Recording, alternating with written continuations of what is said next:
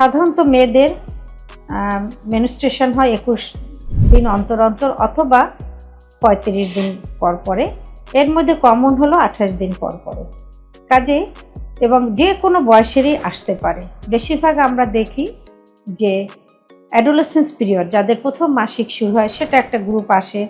কিছু আছে reproductive age গ্রুপের, যারা 25 থেকে 45 বছর। আবার মাসিক বন্ধ হয়ে যায়, যেটাকে আমরা বলি মেনোপজ। মেনোপজের পরেও কিন্তু অনেক সময় অস্বাভাবিক মাসিক নিয়ে তারা আমাদের কাছে আসে। এই অস্বাভাবিক মাসিকটা কি? অনেকে দেখা যায় যে খুব মাসে মাসে হচ্ছে, বাট ব্লিডিংটা তার খুব বেশি। অনেক সময় পেশেন্টরা এগুলি কোনো গুরুত্ব দিতে চায় না, তারা ভাবে যেটা তো হইতেই পারে। তো আবার দেখা যায় কারো খুব কম হচ্ছে, কারো অনেক দিন গ্যাপ দিয়ে হচ্ছে, মাসে মাসে হচ্ছে না, হয়তো 3-4 মাস পরে হচ্ছে। এই অ্যাডোলেসেন্স গ্রুপ যাদের প্রথম মাসিক শুরু হয় 10, 11, 12 এরকম বয়সে, তো প্রথম দিকে একটা মেয়ের মাসিক সাধারণত যে জরায়ু, ওভারি এবং বলি আমরা ব্রেন, এই যে হাইপোথ্যালামো পিটুইটারি ওভারিয়ান অ্যাক্সিস নামে একটা আছে, এবং এই পুরোপুরি তার বডির এই সিগন্যালটা চলে আসতে অনেক সময় দেখা যায় যে একটু সময় লাগে। সেক্ষেত্রে 2 থেকে 3 বছর এরকম অনিয়মিত হওয়ার পরে তারপর ঠিক হয়ে যায়। বাট সেটা নিয়ে বসে থাকলে হবে না, কিছু পরীক্ষা নিরীক্ষা করে দেওয়া দরকার যে তার এটা স্বাভাবিক না এর সাথে অন্য কিছু আছে।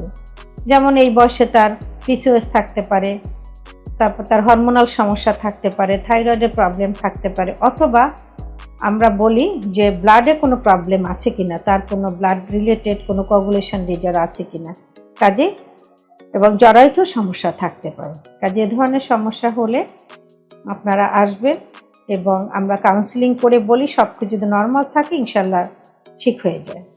এরপরে যেটা যে রিপ্রোডাক্টিভ এজ গ্রুপ, এই ধরনের পেশেন্টও আমরা অনেক পাই। তাতে তার জরায়ুর ভিতরেও সমস্যা থাকতে পারে, অথবা সে নিজে যে হরমোন খায় বা কন্ট্রাসেপটিভ পিল খায় সেটার কোনো প্রবলেম হলে সেখানেও হতে পারে। কাজেই যখনই দেখবেন আপনার মাসিকের সমস্যা তখন কিন্তু চলে আসা উচিত।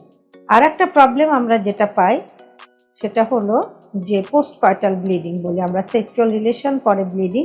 অনেকে এটা অবহেলা করেন, অনেকে তাড়াতাড়ি ডাক্তারের কাছে আসেন। সেক্ষেত্রে দেখা যায় ছোট্ট একটা পলিপ জরায়ুর মুখে বসে আছে, ওটার জন্য হয়তো হতে পারে। কাজে যেটাই হোক, যখনই কোনো মাসিকের অস্বাভাবিকতা দেখা যাবে গাইনোকোলজিস্টের শরণাপন্ন হওয়া উচিত।